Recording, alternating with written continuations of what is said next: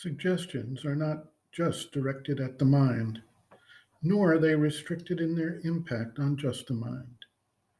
We're used to the process of people making suggestions to us constantly about what we could or should do, or how we could or should respond to a situation.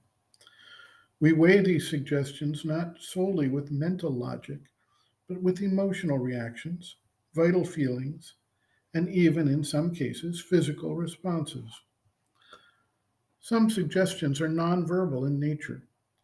They may take the form of a concentrated exercise of mental will.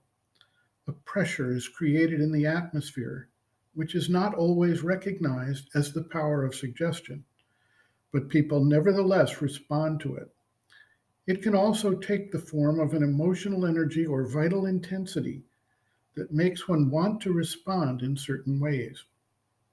This can be easily seen in mob psychology, where the very presence of the mob and its rising intensity of feelings creates a reaction in individuals who might otherwise not support the kind of actions that they eventually undertake. There is yet another type of suggestion which is more of an impact of a physical force on the vital envelope or aura.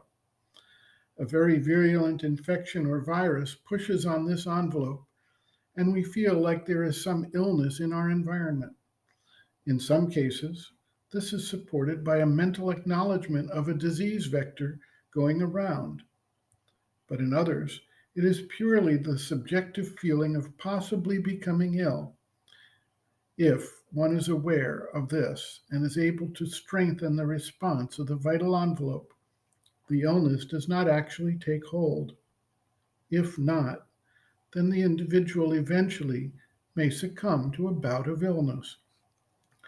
Of course, not all suggestions, overt or subtle, are negative. In the presence of a concentrated field of focus, one naturally is aided in achieving inner concentration.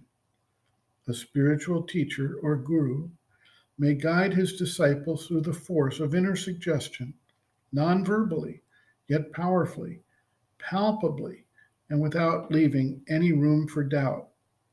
If the disciple is receptive to such guidance, it can aid the sadhana immensely. Sometimes these suggestions come in the form of teachings during the dream state. In Tibetan yoga, they have a term for this type of support, which they call, as translated, gift waves. It is not unique to Tibetan yoga, however, and visitors to Sri Aurobindo Ashram have frequently remarked about the pressure of the atmosphere to open their awareness and uplift the consciousness to new and unexpected levels. Sri Aurobindo notes, quote, "By suggestion, I do not mean merely thoughts or words. When the hypnotist says sleep, it is a suggestion.